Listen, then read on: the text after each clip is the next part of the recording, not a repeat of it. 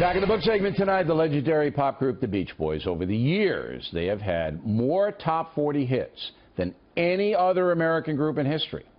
Beach Boys still tour, and the lead singer, Mike Love, has written a new book called Good Vibrations that chronicles what happened to the band. Some of it is surprising. So first of all, as you know, I'm a big Beach Boys fan. Have been since I was like 6 years old. That's how much older you are than me. And when I read your book, though, there were a lot of things that I didn't know about the band that you write about. And the first one I want to get into is, it seems that every single American rock band was destroyed by drugs. And the Beach Boys, no exception.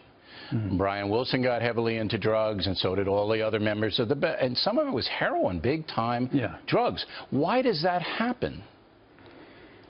You know, back in the 60s, you know, marijuana was no big thing. But then along comes LSD, and that really messed some people's brains up. Did you ever take LSD? No, absolutely not. But your cousin Brian Wilson did. And Dennis and Carl. Did that change them? My cousin Brian said once he took LSD, he's heard voices saying derogatory things to him since that time he took LSD. So in that specific situation, it didn't do Brian any favors. So you started off as clean-cut kids from Hawthorne, California, making a great new sound. I wish they all could be. And then all of a sudden, a few years later, you're drug involved. Now, the other thing was that you, along the line, got to meet all the big rock icons. And you tell a story about meeting the Beatles in the book. Yeah. Did you get along with those guys? Beautifully. Yeah. Harrison and I both had our birthdays in 1968. When George passed away, I was feeling very melancholy about it because he's such a great person. Paul McCartney came to the breakfast table one morning playing, listen to this, Mike, flew in from Miami Beach, BOAC. Back in the USSR. Back in the USSR.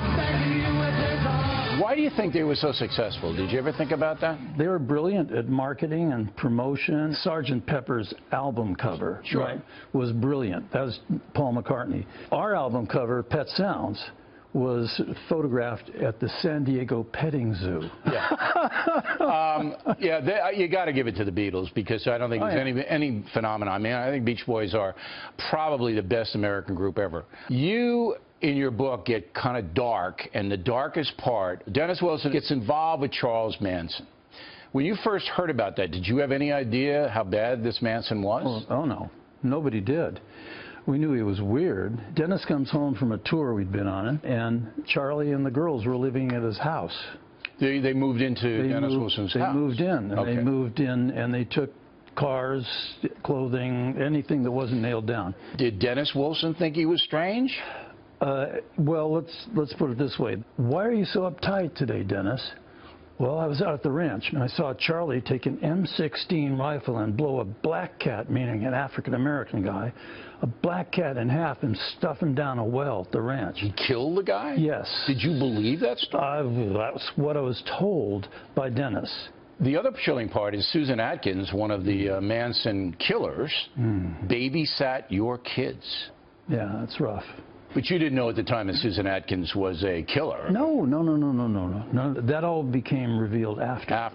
Did it ever occur to you when you were a 21, 22-year-old guy coming up with this band and you're making a lot of people happy, that at age 75 you would be saying the words, actually, Bill, no.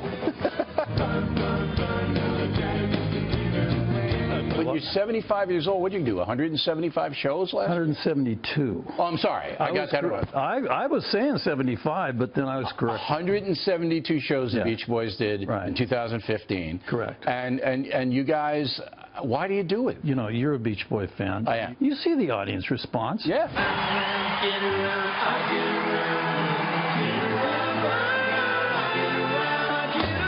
So because they're happy, that makes you happy, and that's why you did it? Well, yeah, I was one of the co-creators of the music, and to see that kind of response and how much happiness is generated in an evening's performance is a wonderful thing.